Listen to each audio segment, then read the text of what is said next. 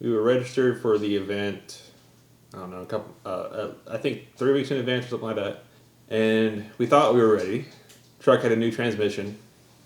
Turns out the truck's transmission took a shit, like, I don't know, the day before we were supposed to go to the track. So, in an effort not to miss a third track day, we drove the race car to the track along with the Subaru. We get there, nothing's really happening on the drive there, so we're peachy keen, ready to go.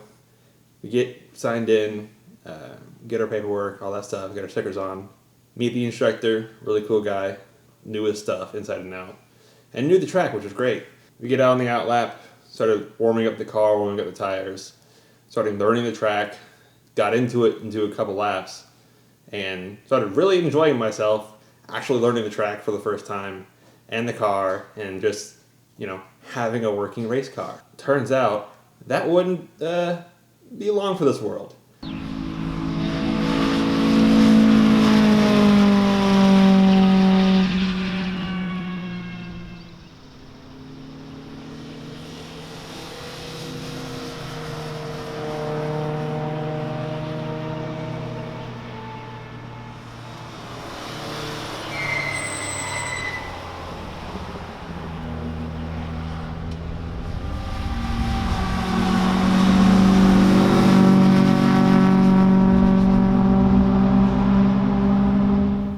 So we get back in from, 25-minute session, and the instructor points out, oh, we're smoking. So I said, oh, fuck. Here we go. Pop the hood, smoke rolls up from the back of the engine, and I'm thinking, I don't think I threw a rod. Do I have a new window I didn't know about? Turns out it had dumped roughly 2.5 quarts of oil under the entire underside of the car. She's blowing smoke. I know.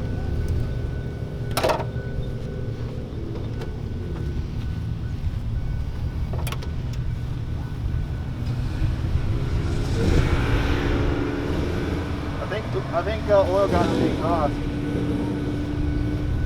Why is there oil on the exhaust? Smell it. It's oil. Oh, dude, the whole bottom side of the car's wet. Check your oil level. You got a leak? Go ahead and pop it. Let me turn it back on and see if I got oil pressure. How many miles on the car? Rebuild, less than 500. Okay. You got jacks and stuff? No. I do. You can borrow any of my stuff. I got a Yukon full of shit. I'm on the other side of this thing. Alright, we may just pull this down there. We're going to let it cool off for a minute. Everything's loaded in tow pig, but tow pig blew its transmission yesterday, so I need to get it up, get under it. I'm out. Let me know if I can help. I've got some tools. I wonder if the oil filter backed off. Could be. It has good pressure though. Yeah, the Good entire pressure underside doesn't- is wet. Everything under there is wet. I know. All the way on the back side. Dude. What the fuck are you slinging off your tire? Or, hey, is it? That's oil. What about brake fluid? Dude, you're low on oil. I know. Brake fluid's fine. It's all in the wheel well, too. I know.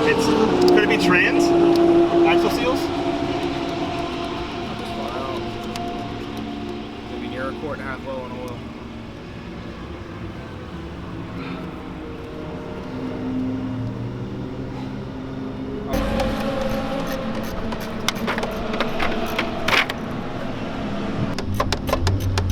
That's a cam though. It got all the way fucking over there.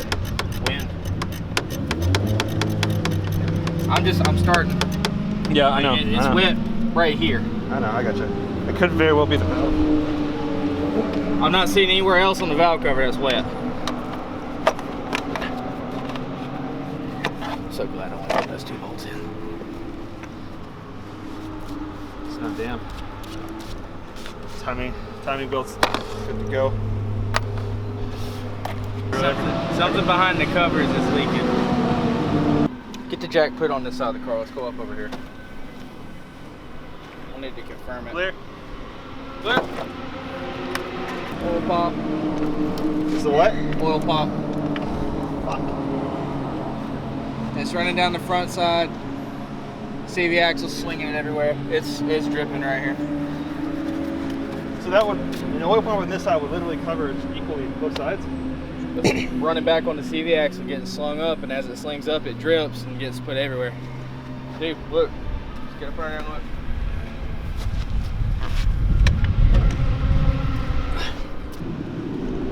So it's leaking from behind the pump, or the pump itself is leaking. So it's like a front main, essentially. Essentially, Okay, so means we're gonna have to swing the engine in place, which ain't necessarily that bad, but drop the intake manifold. we don't have a lift, we don't have a hoist or anything on here. Wouldn't have to have a hoist. I just have to have jack stands and parts. Okay, so I need Because to essentially I've got to, I don't even know if we're gonna be able to do it here because I got to take time system out. At least the bottom part. I don't think I brought enough tools to do that. let me see. I don't know if I would even be able to co-drive with somebody just to have track experience. I don't want to record apart 2 hours I agree. not being able to put it on a trailer. So ring your dad, see if he's available. We'll come get it tonight. I'll see if I can co-drive if someone will let me drive. Even the instructor, he might be able to let me co-drive. But yeah, she's done for the day. Yeah. Obviously, we can't run like that. We could have put more oil in and just ran a leaky car, but that's not good for the very expensive BMWs we were running with. So we called it for the day. Meaning, we paid for 8 20-minute sessions. We ran 1, and then we went home. So we got it back in. We talked to Troy after he had time to diag the car, and turns out it was an upper oil pan gasket that we did an RTV in our rush to rebuild the engine in its entirety to make the event. So next step is to have a kid in August.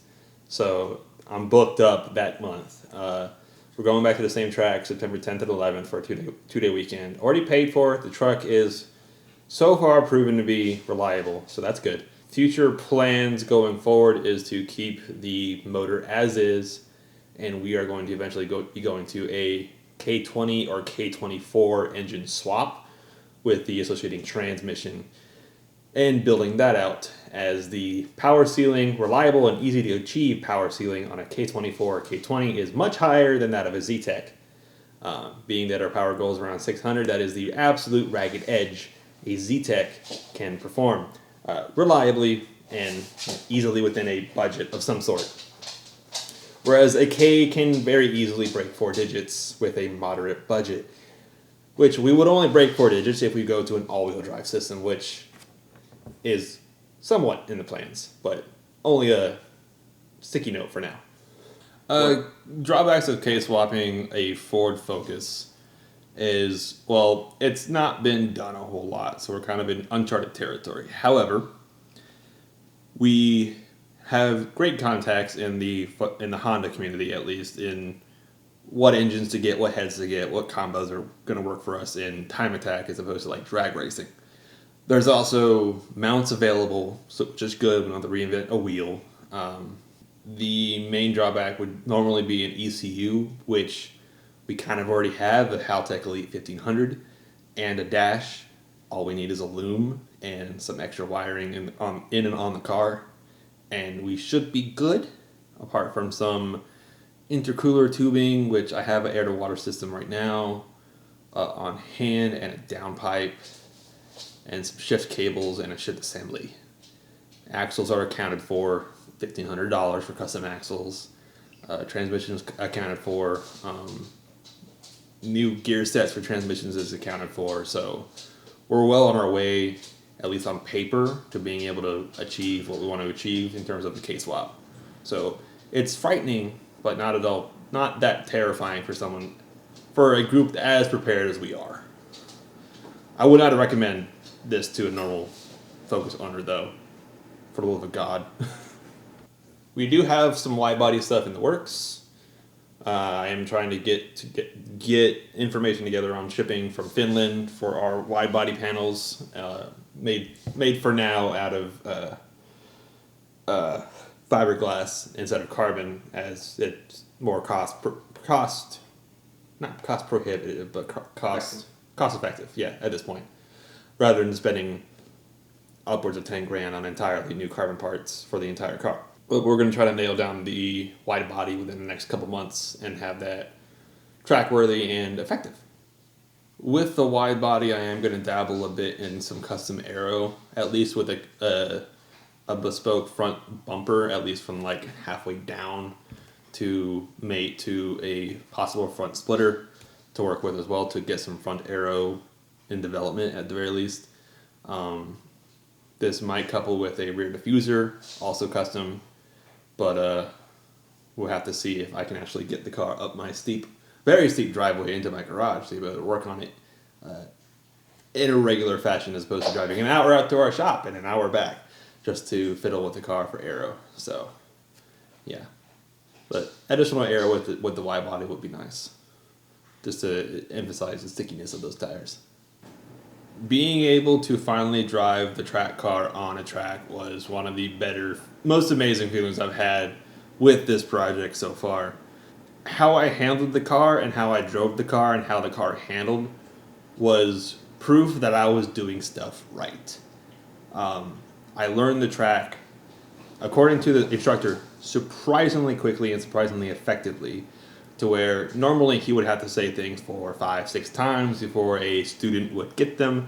For me, it was once, maybe twice, and it stuck like glue. And he loved that about me, so much so that we are keeping in touch, and I have requested him as an instructor in the future event. So, thank you, Rod Hill. Older gentleman has a LS swapped BMW that absolutely rips. I have some in-car footage from riding along with him, and he knows his stuff. He knows that track like the back of his hand, and he's an amazing instructor.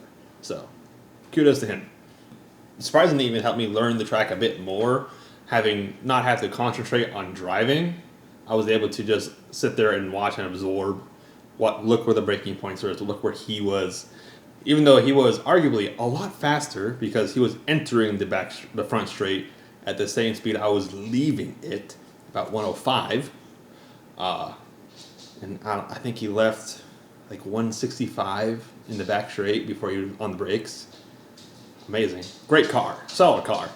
Being able to ride along helped me absorb a lot of the key track points that he was trying to impress upon me, and kind of made me just connect those dots in a way that made sense, to me at least. And in his words, I'm a fantastic driver and have a great future in motorsport if I pursue it. So, yeah. If you have a car. If I have a car that actually works and is not leaking its vital fluids everywhere. Alright, that about covers the track day and our way forward, really.